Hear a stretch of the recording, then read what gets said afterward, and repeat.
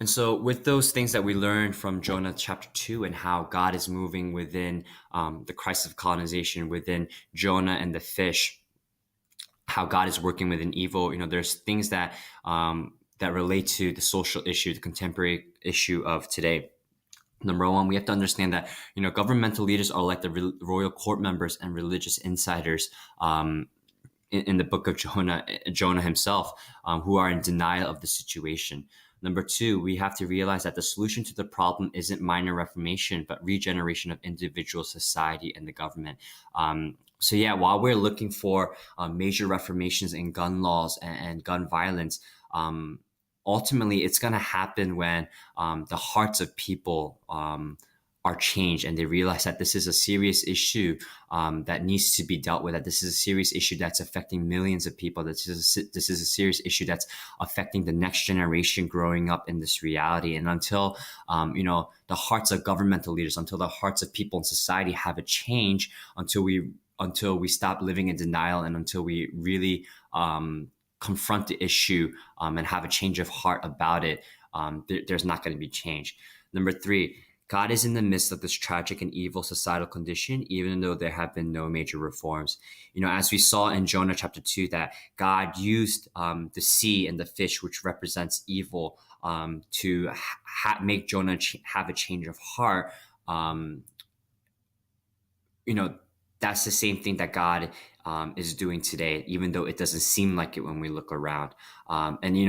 Jonah senses that he lost God's presence in Jonah chapter 2, but the reality was that that God never left him, and that God was working even in the midst of evil, in the midst of tragedy, in the midst of the sea, in the midst of the fish.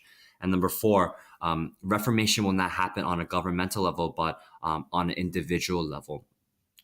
Just as God uses Jonah as an individual to bring an entire city, in the same way, God wants to work through every individual, through every youth in this social issue of gun violence today.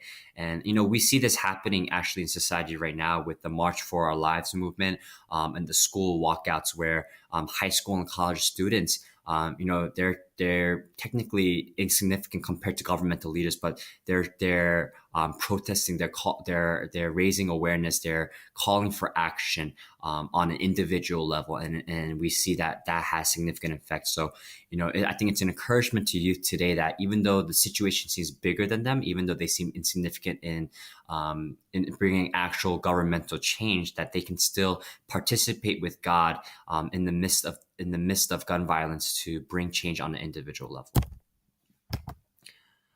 Some of the action applications for youth today. Number one, participate in protests and calls for action, because God can use individuals powerfully. And as I mentioned, there's already things that are happening that we see happening in society, the March for Our Lives and the school walkouts.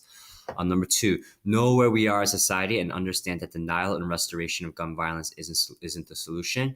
There needs to be a massive regeneration and reformation of society that only God can fully bring. Yeah, that we don't want to get complacent. We don't want to just accept the reality as it is and be in denial of what God is doing, but we want to keep our heart tender, that we want to have a regeneration of the heart to be compassionate, to be passionate for justice, and partner along with what God is doing. And number three, we want to minister to those affected by tragedies and offer them hope that God is still continuing to work in the midst of tragedies, evil, and suffering. And so I think the biggest thing is that we can encourage and equip the youth to understand that God is still in their midst, that God is still bringing hope, that God is actually doing something in the midst of this evil and tragedy, and that they can offer this hope to their peers. Because we don't want the next generation growing up in disillusionment and without hope for their future. And so I think that's one of the biggest things that we can equip the youth today.